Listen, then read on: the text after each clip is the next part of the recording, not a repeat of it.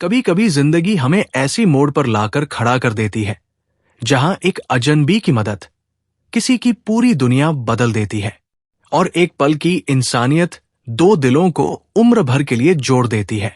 ये कहानी एक सच्ची घटना से प्रेरित है जिसे अंत तक जरूर सुनिए।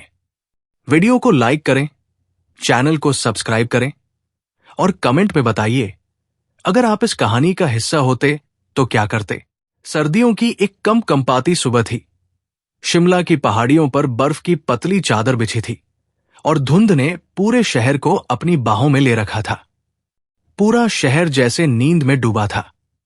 ठंड इतनी थी कि सांसें भी धुनी सी नजर आ रही थी। बस अड्डे के कोने पर एक पुराना सा चाय का ठेला धीरे धीरे सज रहा था। नीरज, लगभग 22 साल का एक पतला दुबला लड़का, अपने हाथों से स्टोव जलाने की कोशिश कर रहा था। हाथ फटे हुए थे, जैकेट जगह जगह से फटी हुई, लेकिन आंखों में थकावट नहीं बल्कि एक शांत हिम्मत थी। पिता की मौत के बाद ये चाय की दुकान ही उसका सहारा थी। मां पहले ही साथ छोड़ चुकी थी। अब उसके पास बस एक जिम्मेदारी थी, अपनी गूंगी छोटी बहन रिंकू और एक किराए का छोटा कमरा। यही उसकी दुनिया थी। उसी वक्त नीरज की नजर बस अड्डे के बेंच पर बैठी एक लड़की पर पड़ी। हुडी और फटी जीन्स में लिपटी हुई, कांपती हुई, लेकिन चेहरा ऐसा जैसे शहर की भीड़ का हिस्सा नहीं थी। नजर झुकी हुई, होंठ सूखे और आंखों के नीचे हल्के से आंसू का निशान। लेकिन असली बात जो नीरज की आंखों से छुपी नहीं, उसकी कलाई से झांकती हुई चमचमाती silver watch, brand tag Heuer. वो घड़ी किसी भी हालत में सस्ती नहीं हो सकती थी। नीरज को समझ आ गया, ये लड़की यहां की नहीं लगती, और जितनी सहमी हुई वो दिख रही थी उतना कोई आम मुसाफिर नहीं होता। वो उसके पास से गुजरी तो नीरज ने धीमे से पूछा, दीदी, एक कप चाय लोगी? वो एक पल के लिए ठिठकी, कुछ सोचने लगी, फिर बिना कुछ बोले हल्का सा सिर हिलाया। नीरज ने बिना पैसे मांगे चाय का एक गिलास उसके सामने रख दिया। उसने कांपते हाथों से गिलास लिया, जैसे वो गर्म चाय नहीं बल्कि कोई राहत हो। चाय के हर घूंट के साथ जैसे उसके होंठों की सिहरन थोड़ी कम हो रही थी। नीरज बस उसे देखता रहा। उसकी आंखों में कोई सवाल नहीं था, कोई लालच नहीं, बस एक साफ सुथरी चिंता थी। लेकिन नीरज को क्या पता था, ये लड़की उसकी जिंदगी में सिर्फ चाय पीने नहीं, तूफान लाने आई है। नीरज ने देखा, लड़की ने चाय तो खत्म कर ली थी, लेकिन उसकी आंखों में वही डर, वही उलझन अब भी कायम थी। वो बेंच पर बैठ गई, लेकिन बार बार इधर उधर देखती रही, जैसे किसी का इंतजार कर रही हो या शायद किसी से छुप रही हो। कुछ देर बाद वो अचानक उठी और चुपचाप पैदल ही बस अड्डे के पीछे वाली सुनसान गली की ओर बढ़ने लगी। नीरज को समझ नहीं आया, इस सर्दी में, इस हालत में ये लड़की कहां जा रही है। उसने 2 मिनट सोचा, फिर स्टोव को धीमा किया और बिना कुछ कहे अपना पुराना सा स्वेटर उठाकर उसके पीछे चल पड़ा। गली में पहुंचते ही लड़की दीवार के पास बैठ गई, सिर झुकाए हुए, दोनों घुटनों को छाती से चिपकाए, कांपती रही। जब नीरज पास पहुंचा तो उसने घबरा कर देखा, लेकिन उसकी आंखों में कोई गुस्सा नहीं था, बस बेइंतहा थकावट और एक छुपा हुआ डर था। नीरज ने धीरे से अपनी जैकेट उतारी और उसके कंधों पर रख दी। लड़की की आंखें भर आई, जैसे किसी ने उसे इंसान समझा हो। बहुत दिनों बाद वो बोली नहीं, बस हल्का सा सिर हिलाया, थैंक यू। नीरज धीरे से पास बैठ गया और बोला, आप चाहे तो मेरे ठेले के पीछे थोड़ा बैठ सकती हैं, वहां हवा नहीं लगती और मेरी बहन भी वही बैठती है, डरने की जरूरत नहीं है। थोड़ी देर बाद लड़की उसके साथ चलने को तैयार हो गई। जब नीरज उसे अपने ठेले के पीछे पुराने से तिरपाल के नीचे ले गया, रिंकू वही बैठी थी। उसने एक बार में ही लड़की का चेहरा देखकर समझ लिया कि वो टूटी हुई है। रिंकू ने बिना बोले अपना कंबल लड़की की ओर बढ़ा दिया। लड़की, जिसकी आंखें अब तक कुछ भी नहीं कह रही थी, अचानक फूट पड़ी। मैं घर से भाग आई हूं। उसकी आवाज कांप रही थी। मैंने सोचा था कि दोस्त मेरी मदद करेंगे, लेकिन कोई नहीं आया। फोन भी बंद हो गया है, पैसे भी खत्म हो चुके हैं, और मैं अब नहीं जानती कि कहां जाऊं। नीरज ने कुछ नहीं कहा। उसने रिंकू को इशारे से कुछ चाय गरम करने को कहा और खुद चुपचाप वहीं बैठ गया। थोड़ी देर बाद लड़की ने पहली बार अपना नाम बताया। मेरा नाम है अन्विता। नीरज ने मुस्कुराकर कहा, मैं नीरज हूं, और ये मेरी बहन रिंकू। यहां आप महफूज हो। अन्विता उसे देखती रही, फिर फुसफुसाई, तुम्हें नहीं पता मैंने क्या छोड़ दिया है पीछे। नीरज की मुस्कान थोड़ी गंभीर हो गई। शायद नहीं जानता, लेकिन इतना जरूर जानता हूं कि कोई भी लड़की बिना वजह सर्दी की रात में यूं सड़कों पर नहीं भटकती। उस रात बिना ज्यादा सवाल किए, बिना कुछ जाने, नीरज ने अन्विता को वहां रुकने की जगह दी। और शायद जिंदगी में पहली बार किसी ने अन्विता से सिर्फ उसका नाम पूछा, उसकी हैसियत नहीं।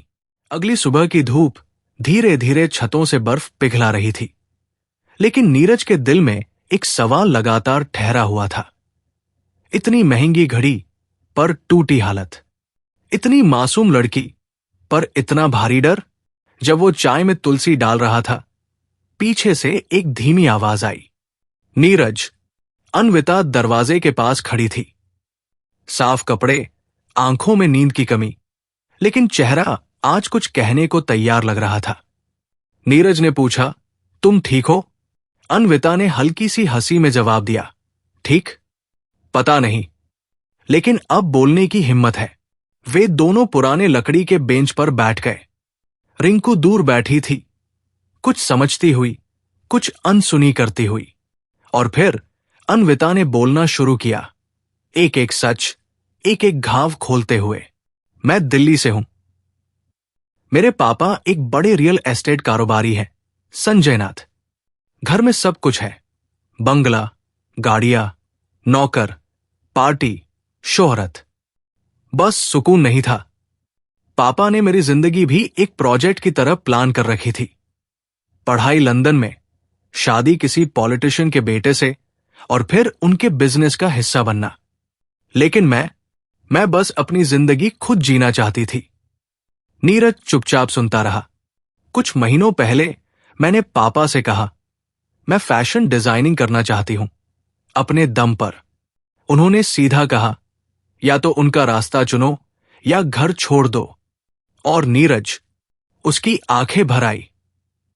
मैंने घर छोड़ दिया। सोचा था दोस्त साथ देंगे, पैसे संभालेंगे, लेकिन किसी ने नहीं पूछा मैं कहां हूं। मेरे कार्ड बंद कर दिए गए, फोन की सर्विस बंद, और मैं अकेली रह गई। वो कुछ पल चुप रही, फिर बोली, कल जब तुम्हारी चाय पी तो पहली बार लगा, शायद दुनिया में कोई ऐसा भी है जो मदद करके कुछ मांगता नहीं है। नीरज ने सिर्फ इतना कहा, जैसे तुमने घर छोड़ा, वैसे ही मैंने भी अपनी पढ़ाई बीच में छोड़ दी थी। लेकिन हालात से हार नहीं मानी। जिंदगी किसी के लिए रुकती नहीं। अन्विता ने उसकी तरफ देखा। वो पहली बार नीरज को सिर्फ एक चाय वाला नहीं, एक इंसान की तरह देख रही थी। उसी वक्त एक पुरानी मारुति वैन आकर ठेले के पास रुकी। उसमें से दो लोग उतरे, सरकारी कपड़ों में। उन्होंने नीरज से सवाल किया, क्या आपने इस लड़की को कहीं देखा है? नीरज का दिल धड़कने लगा। अन्विता की तस्वीर उनके हाथ में थी। वो अब खतरे में थी, और नीरज को फैसला लेना था। क्या वो उसे छुपाएगा या सब कुछ बता देगा? उस दिन की ठंडी हवा अब नीरज के दिल में गर्म लहरों की तरह दौड़ रही थी। दो आदमी, जो शायद पुलिस नहीं, लेकिन प्राइवेट एजेंसी के लोग थे, सामने खड़े थे। एक ने फोटो दिखाते हुए पूछा, भाई साहब, इस लड़की को देखा है क्या? उसका नाम अन्विता है, घर से भाग गई है। नीरज ने एक पल के लिए नजर झुकाई। दिमाग में सैकड़ों बातें घूम गई। अगर बता दिया तो अन्विता वापस उसी पिंजरे में भेज दी जाएगी जिससे वो भागी है। अगर नहीं बताया तो शायद झूठ बोलने का इल्जाम लग सकता है और वो खुद मुसीबत में आ सकता है। पर नीरज के अंदर की आवाज साफ थी। वो अब सिर्फ एक भागी हुई अमीर लड़की नहीं है, वो मेरी जिम्मेदारी है। नीरज ने सिर हिलाया। नहीं साहब, नहीं देखा। कौन है ये? दोनों आदमी ने शक की निगाह से नीरज को देखा। फिर एक ने कहा, अगर दिखे तो बताना। ये केस थोड़ा पॉलिटिकल है। लड़की के बाप बहुत पैसे वाले हैं। वो लोग चले गए। नीरज ने गहरी सांस ली। उसके हाथ थोड़े कांप रहे थे। जब वो पीछे मुड़ा, अन्विता वही थी। सब कुछ सुन चुकी थी। उसकी आंखें भर आई थी, लेकिन इस बार डर नहीं था, सिर्फ एक गहरा भरोसा था। तुमने मेरे लिए झूठ बोला? नीरज ने बिना आंख मिलाए कहा। सच क्या है ये अब तुम तय करो। लेकिन मैं नहीं चाहता कोई तुम्हें फिर से वो जिंदगी जीने पर मजबूर करे जिसे तुमने छोड़ दिया है। कुछ सेकंड तक खामोशी रही और फिर अन्विता ने धीमे से कहा, शायद पहली बार कोई मेरे लिए खड़ा हुआ है, बिना किसी स्वार्थ के। उस शाम नीरज ने अपने पुराने दोस्त फैजी, जो एक लोकल एनजीओ में काम करता था, उससे बात की। उन्होंने अन्विता के रहने और भविष्य की पढ़ाई के लिए मदद की व्यवस्था शुरू कर दी। रिंकू ने अपने इशारों में अन्विता को बताया, तुम अब अकेली नहीं हो। इस शहर में जहां हर कोई किसी को पहचानने से डरता है, एक चाय वाले ने एक अनजान लड़की को इज्जत, छाव और हिम्मत दी। 4 दिन बीत चुके थे। अन्विता अब थोड़ा सहज हो गई थी। रिंकू के साथ हंसना, नीरज के हाथ की चाय बनाना और खुद अपनी पहचान को फिर से गढ़ना, सब कुछ एक नई शुरुआत जैसा लगने लगा था। लेकिन सच ज्यादा दिन तक छुपा नहीं रहता। उस दिन शाम को जब नीरज ठेले पर बर्तन धो रहा था, अचानक कुछ तेज हॉर्न की आवाजें आई। एक काली BMW तेजी से आकर उसके सामने रुकी। गाड़ी से निकले 2 बॉडीगार्ड्स और फिर एक रौबदार आदमी, उम्र लगभग 50, काले कोट में, चेहरे पर गुस्से की लकीरें और आंखों में तिलमिलाहट। संजय नाथ, अन्विता के पिता। उनकी नजर सीधी अन्विता पर पड़ी, जो अंदर से निकलकर बाहर आ गई थी। अन्विता। उनकी आवाज इतनी तीखी थी कि पूरा मोहल्ला ठहर सा गया। घर चलो, ये तमाशा बहुत हो चुका। ये क्या हाल बना रखा है? गली-गली भटक रही हो किसी चाय वाले के साथ? अन्विता के चेहरे पर कोई डर नहीं था, सिर्फ थकावट। तमाशा मैंने नहीं, आपने बनाया है पापा। मैं कोई चीज नहीं हूं जिसे आप अपनी मर्जी से रखो या आप फेंको। संजय नाथ ने मुट्ठी भींच ली, लेकिन तभी उनकी नजर नीरज पर पड़ी। और तुम्हारी इतनी हिम्मत की मेरी बेटी को छुपाया? जानता है मैं कौन हूं? नीरज ने बिल्कुल भी पीछे नहीं हटते हुए जवाब दिया। आप कौन हैं ये सब जानते हैं, लेकिन आपकी बेटी क्या महसूस करती है ये आप कभी नहीं समझ पाए। कुछ पल को सन्नाटा छा गया। भीड़ इकट्ठा होने लगी। संजय नाथ की आंखों में घृणा और हैरानी दोनों थे। क्या चाहिए तुझे? पैसे? मैं अभी देता हूं, जितना मांगे। नीरज ने धीरे से कहा। जिस दिन इंसानियत की कीमत तय होने लगे, उस दिन चाय वाले भी करोड़पति बन जाएंगे। अन्विता अब तक चुप थी, लेकिन फिर उसने नीरज के पास खड़े होकर कहा, अगर आप सच में मेरी खुशी चाहते हैं तो एक बार मेरे फैसले का सम्मान कीजिए। संजय नाथ पहली बार पिघले। चेहरे की कठोरता थोड़ी ढीली हुई। उन्होंने अपनी पत्नी की तरफ देखा, जो चुपचाप पीछे खड़ी थी, आंखों में आंसू और चेहरे पर मौन स्वीकृति। वो बोले नहीं, बस धीरे से कार की ओर मुड़े और जाते जाते बस एक वाक्य बोले, अगर वो सच में तुम्हारी खुशी है तो खुद चलकर घर वापस आना।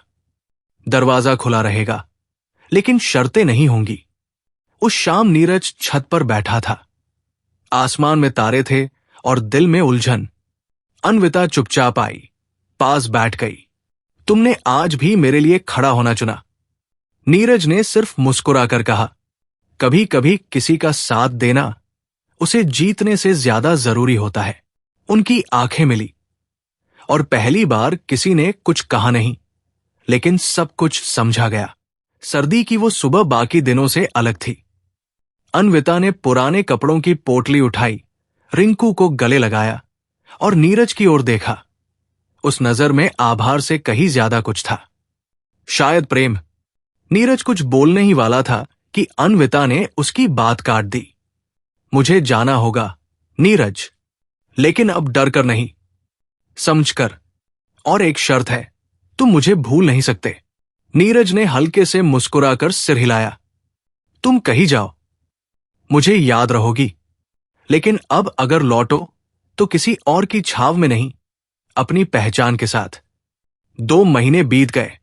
नीरज ने चाय का काम फिर संभाल लिया था। रिंकू की स्कूल में स्कॉलरशिप लग गई थी। जिंदगी थोड़ी साधारण थी, लेकिन अब संतुलित थी। और फिर एक दोपहर, जब नीरज चाय बना रहा था, एक कार रुकी। लेकिन इस बार कोई शोर नहीं हुआ, कोई बॉडीगार्ड नहीं, सिर्फ अन्विता सिंपल सूट में, चेहरे पर वही मुस्कान जो पहली बार उसने नीरज को चाय देते समय दी थी। नीरज ने देखा और बिना बोले बस एक कप चाय की ओर इशारा किया। अन्विता हंसते हुए बोली, अब हर सुबह की शुरुआत इसी चाय से होनी चाहिए, क्योंकि मैंने अपने लिए अब वही जिंदगी चुनी है जिसमें इज्जत हो, नजदीकी हो और सच्चा साथ हो। कुछ महीनों बाद सादगी से भरी एक छत पर, बिना किसी तामझाम के, कुछ करीबी लोग इकट्ठा थे। अन्विता और नीरज साथ फेरे ले रहे थे। रिंकू ने खुद फूलों से मंडप सजाया था। पंडित के मंत्रों के बीच दोनों की आंखों में सिर्फ एक बात थी, सच, सरलता और साझेदारी। संजय नाथ भी दूर बैठे थे, आज अपनी बेटी के फैसले पर गर्व करते हुए, एक पिता की तरह। दोस्तों, ये कहानी सिर्फ एक अमीर लड़की और गरीब लड़के की नहीं है। ये उस इंसान की है जो दूसरों की मदद बिना शर्त करता है। उस लड़की की है जो समाज की परछाइयों से निकलकर खुद की रोशनी बनी। और उस रिश्ते की है जो दिखावटी दुनिया में नहीं, सच्चे एहसासों में बना। तो आप बताइए, अगर कभी आपकी जिंदगी में ऐसा कोई मोड़ आए, तो क्या आप नीरज की तरह सच्चाई का साथ देंगे या अन्विता की तरह खुद के लिए खड़े होंगे? अगर ये कहानी आपके दिल को छू गई हो तो वीडियो को लाइक करें, चैनल स्टोरी बाय एनपी को सब्सक्राइब करें और कमेंट में बताइए, क्या आपके शहर में भी कोई नीरज या अन्विता है? जय हिंद।